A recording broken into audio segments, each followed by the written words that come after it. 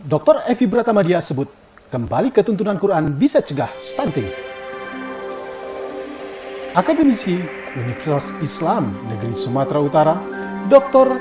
Evi Bratamadia menegaskan bahwa untuk mencegah meningkatnya angka stunting pada anak-anak balita di Indonesia maupun usaha menurunkan angka anak-anak yang sudah menderita stunting, dianjurkan untuk kembali pada pola hidup sesuai tuntunan Quran dan hadis. Hal itu disampaikan Dr. Evi Bratamadia dalam kesempatan menyampaikan tanggapan pada diskusi virtual Forum Indonesia Emas bertajuk Menuju Merdeka dari Stunting yang digelar Alimbas TV Kamis malam 26 Agustus 2021 lalu. Sejumlah tokoh hadir sebagai pembicara dalam diskusi tersebut, antara lain Dr. Abidin Syah Siregar, ahli utama BKKBN, Dr. Ahmad Doli Kurnia Tanjung, Ketua Komisi 2 DPR RI, dan Muhammad Joni SHMH, CEO Alimbas TV yang juga seorang lawyer. Berikut cuplikan paparan Dr. Evi Bratamadia yang diliput langsung kru Alimbas TV. Jadi susukanlah anakmu itu selama 2 tahun, kira-kira Allah ngomong gitulah. Supaya susunya sempurna, anak itu kualitasnya bagus. Tidak ada stunting itu kalau memang mau dilakukan proses pemahaman terhadap Al-Quran. Susui anak itu. Bahkan ketika anak baru lahir, ayahnya menyaksikan proses kelahiran anaknya, dan saya sudah lihat itu, anak saya yang nomor 2, sempat saya menyaksikannya. Setelah lahir itu, letakkan di badan, setelah dibersihkan, letakkan di badan ibunya, anak itu mencari puting susu ibunya. Dengan secara natural, dia pandai mencari puting susu ibu dan dia menyusui. Kalau dia diletakkan di atas perut ibunya. Dan itu juga tidak dilakukan oleh banyak orang. Saya nggak tahu apakah sengaja memang ditutup pengetahuan tentang itu, tapi hanya beberapa orang saja yang tahu. Jadi awal anak menyusui, ketika anak lahir dari rahim ibunya, kemudian dibersihkan, letakkan di atas perutnya, anak akan merangkak mencari puting susu ibunya. Itulah pengenalan pertama terhadap kualitas gizi itu. Jadi selanjutnya bagaimana setelah 2 tahun? Susukan anak itu. Al-Quran, surah Al-Baqarah, ayat 233. Pasti anak itu sehat. 2 tahun berikutnya, kasihlah asupan gizi tambahan selain susu ibu, karena susu eksklusif, tambah susu lagi kalau memang anak itu ingin berkualitas. Insya Allah, lingkar kepalanya, lingkar pinggangnya, tinggi badannya sesuai dengan usianya. Jadi anak yang beragama Islam, anak orang-orang beriman, tidak ada anak yang stunting karena Al-Quran sudah mengajarkannya. Itu yang pertama. Kemudian yang kedua, di Al-Quran surah Al-Maidah ayat 88, Allah dalam Al-Quran ayat tersebut berfirman yang artinya, dan makanlah makanan yang halal dan baik, halalan thayyibah, dari apa yang Allah telah berikan kepada mereka, rezeki kepadamu. Jadi makanan yang halal dan baik itulah makanan yang Allah berikan kepada kita. Sesekali saya memperhatikan kecoa, memperhatikan semut, memperhatikan kucing, ada makanannya kok. Dan rata-rata hewan itu makanannya yang makanan bersih. Kecuali ada satu hewan yang memang kalau diberi makanan yang bersih dia tidak mau, itulah lalat. Dikasih makanan yang berkualitas, dia tidak mau, dia tetap mencari tempat yang busuk. Karena itulah makanannya. Kemudian lebah itu mencari makanan yang bagus sehingga bisa menjadi obat dan kesehatan kepada manusia. Ada rezeki kita. Kasihlah makanan atau makanan yang halal. Saya, Pak Legisan, Pak Joni takut kali mengasih makan anak itu makanan yang subhat. Jadi rata-rata makanan dari hasil pekerjaan saya itulah saya bawa pulang, saya kasih kepada keluarga. Makanlah secukupnya. Ada satu contoh yang bagus. Ini juga sudah saya lakukan. Suatu ketika saya ketemu dengan seorang tua yang anaknya semuanya hebat. Artinya hebat itu sukseslah dari segi penghasilannya, sampai punya perusahaan dan sekarang mendirikan perusahaan sendiri. Saya tanya, Pak, bagaimana cara mendidik anak yang bagus? Yang pertama, anak itu wajib sarapan pagi, wajib. Jangan sampai dia disarapan di sekolah atau jajan di sekolah. Kalau sudah kenyang dia di rumah, dia nggak akan ngantuk belajar, pasti. Jadi makanannya apa, Pak? Karena saya orang biasa saja, setiap pagi saya beri makan itu telur dadar. Kalau saya punya kelebihan, saya berikan kualitas yang bagus. Ikan, Bahkan sering saya kasih makanan itu nasi bersama dengan kacang tanah yang digongseng katanya. Bukan digoreng, digongseng karena ketiadaan minyak. Tapi anaknya sekarang semua sukses. Wajib makan. Dan itu makanan yang halal semuanya. Dia bilang begitu. Insya Allah, alhamdulillah anaknya semua sukses. Jadi yang kedua, berikan makanan yang halal dan baik. Kabaran kakak sekalian, karena pendekatan saya Al-Quran, bahwa kita melihat Imam Ali bin Abi Thalib, dia mengatakan orang-orang takwa itu 4 cirinya. Yang pertama, orang takwa itu ada al-khawfu minal jalil, takut kepada Allah yang Maha Agung. Nggak berani mencuri, nggak berani ngomong bohong, nggak berani mengambil hak orang lain, nggak berani yang jahat, nggak berani. Tidak boleh dia memperoleh harta, rezeki dari cara yang tidak bagus. Takut sama Allah, karena Allah melihat di mana saja dia berada. Kalau memang ada kelebihan uang, kita tanya, ini uang apa? Oh, ini uang bonus Bapak, sebagai Bapak, bla bla bla bla. Perlu kita tanyakan.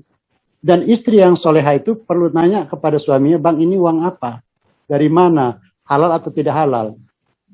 Tapi karena kita merasa lebih kuat, kita katakan sama istri, udahlah nggak usah kau tanya-tanya dari mana uang, yang penting ada uang belanjamu. Nah itu persoalan. Kalau kita menjadi suami yang bijak, kan boleh kita sampaikan kepada istri kita, Dek, ini rezeki abang yang halal hari ini. Dapat 2 juta, gunakan untuk kepentingan keluarga. Ya kan? Takut kepada Allah, supaya nanti di akhirat tidak ada yang menjadi masalah. Bang Hadi, kenapa laki-laki itu bagiannya itu 2, perempuan 1 dalam waris? Karena memang kekuasaannya lebih tinggi. Dia mengatur istri. Istri berbuat maksiat, suami kena dosanya. Tapi kalau suami berbuat maksiat, istri nggak kena dosanya. Jadi kita memang bertanggung jawab penuh. Jangan sampai di akhirat kita masuk surga, istri kita enggak. Gara-gara kita. Kemudian yang kedua, kata Imam Ali bin Abi Thalib, orang takwa itu adalah mengamalkan Al-Quran dan Sunnah, al-amali bil tanzili. Berapa banyak orang kita dalam 1 tahun itu, dia khatam Al-Quran. Tidak cinta Al-Quran, Bang Adi. Sejak dalam rahimnya, ibunya tidak mengkhatamkan Al-Quran untuk anaknya. 9 bulan itu, 270 hari. Bahkan anaknya dihibur dengan nyanyian, dengan karaoke. Kasihan kita. Ya kan? Bagaimana kualitas spiritual anak yang dalam kandungan tidak dilatih oleh ibunya? Setidaknya minimal selama 9 bulan itu ibunya khatam sekali lah Al-Quran. Sekali aja khatam. Nah, kalau bisa sebulan 1 juz, dia hafal. Selama 9 bulan itu 9 juz, ya kan? Dia hafal lumayan atau dia baca. Ini tidak memakan Al-Quran, apalagi sunnah Rasul. Saya mohon maaf ini Bang Adi, kalau saya pagi berlomba masak dengan istri. Dan habis subuh saya masak itu. Dan saya baca doanya, Bismillahirrahmanirrahim. Allahumma barik lana fima rozaqtana wa qina adzabannar. Wahai Allah, terima kasih Allah Engkau telah berikan rezeki berupa makan kepada kami sekeluarga. Jadikanlah makan ini memberikan berkah kepada kami Allah. Dan itu pakai wudhu. Nggak bisa saya masak nasi itu nggak pakai wudhu. Wajib bagi saya. Jadi walaupun berasnya itu yang biasa saja, tapi dengan wudhu itu menurut saya hemat, enak, dan kami nggak banyak makan sekeluarga itu. Kalau bahasa kampung kami cuma 3 muk, dari pagi sampai malam cukup. 3 muk itu berapa ya? Kalau 1 muk itu 1 kilo itu 4 muk lah kira-kira muk ya. Cukup. Nah, mungkin keberkahannya di situ. Jadi saya ajarkan sama istri saya, cobalah masak itu pakai wudhu, berwudhu, mengamalkan sunnah Rasul. Ya kan? Rasulullah itu kenapa badannya sehat? Di antaranya adalah dia olahraga jalan kaki. Kemudian yang kedua, dia mandi sebelum sholat subuh. Jadi semua dihiasi dengan kegiatan agama.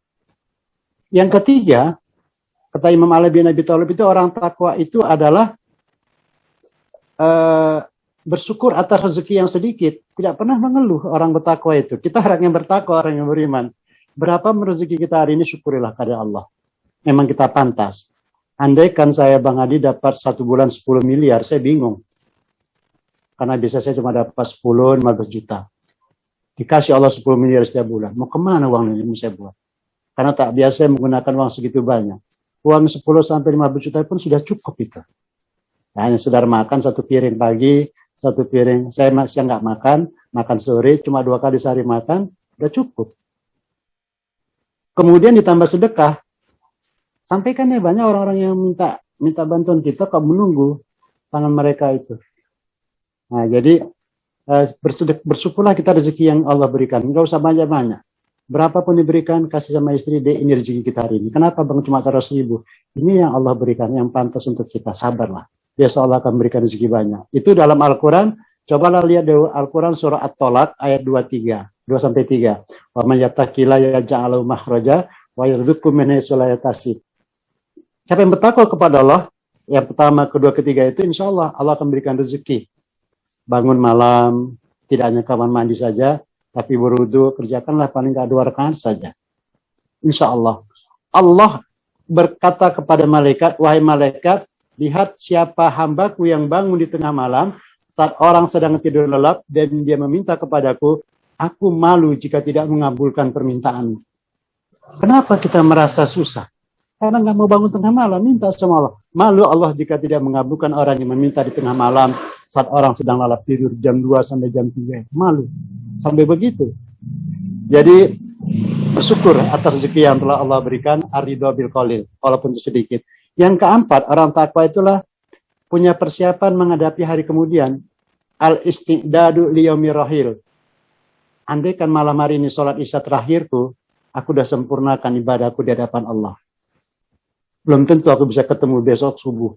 Maka kerjakanlah sholat di awal waktu.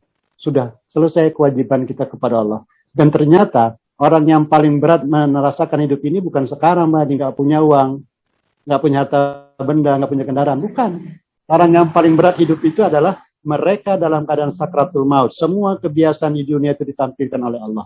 Dan itu kita mulai bayangkan, merenungkan.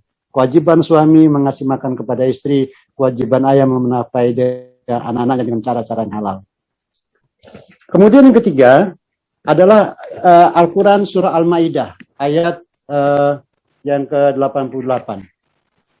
Arti ayat ini adalah, dan makanlah makanan yang halal dan baik dari yang Allah telah berikan kepadamu. Makanan yang halal dan baik. John Nesbitt dan Patricia Burdens dalam buku lamanya Megatrends 2000, ada 3 gaya kesamaan manusia di dunia yang disebut dengan 3F, ya kan? 3F. Bahwa 3F itu yang pertama adalah food, makanan. Yang kedua saya nggak bicarakan, fun. Yang ketiga fashion, tapi yang pertama makanan. Orang di dunia ini sekarang suka makan makanan yang bukan buatannya sendiri, tapi suka makan makanan yang buatan orang lain, yang instan. Nah, kenapa nggak kita budayakan di rumah? Walaupun itu masak kue. Kalau di kampung kami namanya lemet, ubi diparut, kasih gula merah, dibungkus pakai daun pisang, itu lemet kami bilang. Ubi kan? Itu saya suka. Dan itu kita, walaupun kita beli yang seperti itu. Nah, kok salah makan-makan yang sok-sok elit kali, yang kita nggak tahu bagaimana proses masaknya itu. Makanan. Kenapa nggak kita ajarkan kepada istri kita, makanan jadi masakan yang biasa aja. Kalau di tempat Pak John itu, gulai asam, ya kan? Hanya air, kemudian dikasih kunyit warna kuning, kasih garam, ikannya pun tidak pakai minyak, wah itu enak kali itu. Makan makanan buatan sendiri. Jadi John Nesbitt sudah memperkirakan semua orang manusia di dunia ini sudah sama gaya makanannya, makanan yang instan, yang fast food. Kita mulai rubahlah itu untuk anak-anak kita supaya tidak stunting, supaya tidak pendek, tidak supaya sesuai dengan usianya, perkembangan fisiknya. Kasihlah makanan yang kita makan dan itu dibuat oleh istri. Saya punya teman pejabat di Kabupaten Langkat, dan itu beliau adalah teman kuliah saya, sempat jadi wakil bupati. Dia tidak pernah sakit flu, tidak pernah pilek, sama sekali tidak pernah pilek. Ajarkan saya bagaimana caranya. Pertama sekali dia berikan kepada saya ajarannya, ketika berwudu, Mas, sedot air itu sampai ke atas. Ternyata sudah saya coba, nggak tahan, saya sakit. Jadi mendidih sakit sampai di tenggorokan telinga bagian atas itu. Sakitnya luar biasa. Dan itulah obat supaya tidak flu. Dan sampai sekarang dia tidak pernah flu. Kemudian makanan, kata dia, makanan yang sehat itu adalah makanan masakan istri. Istri tidak pernah meracuni suaminya. Dan kalau untuk anak-anak, masaklah masakan ibunya. Insya Allah anak akan sehat. Nah, itu bagus masukan kepada kita. Jadi makan makanan yang halal lah yang kita lakukan. Insya Allah anak-anak orang yang beriman, anak-anak orang yang bertakwa itu tidak akan pernah terjadi anak yang stunting. Sekali lagi, generasi emas itu dihasilkan dari kualitas generasi dalam rumah tangga. Terjadinya stunting, balita atau pendek itu dipengaruhi oleh unsur terkecil, yaitu keluarga, dan lingkungan masyarakatnya sebagai unsur yang lebih luas. Lingkungan keluarga berpengaruh terhadap asupan makanan, baik pada ibu dan balita. Lingkungan terkecil itu juga menstimulus munculnya faktor resiko lain yang secara langsung berdampak pada terjadinya stunting itu. Oleh karena itu, abang dan kakak sekalian, mari kita mulai dari rumah tangga kita, warga terdekat kita, ajarkanlah, cintailah Al-Quran. Bawalah Al-Quran dalam setiap kehidupan, dan amalkanlah ajaran Al-Quran yang sudah diajarkan kepada kita melalui baginda Rasulullah. Barangkali tanggapan saya, Bang Adi, Al-Quran saja. Netizen, Anda telah menyaksikan sekilas info Alimbas TV. Nantikan informasi-informasi menarik lainnya hanya di Alimbas TV, media televisi online yang didedikasikan oleh alumni HMI Cabang Medan untuk merdeka mencerahkan bangsa. Wassalamualaikum warahmatullahi wabarakatuh.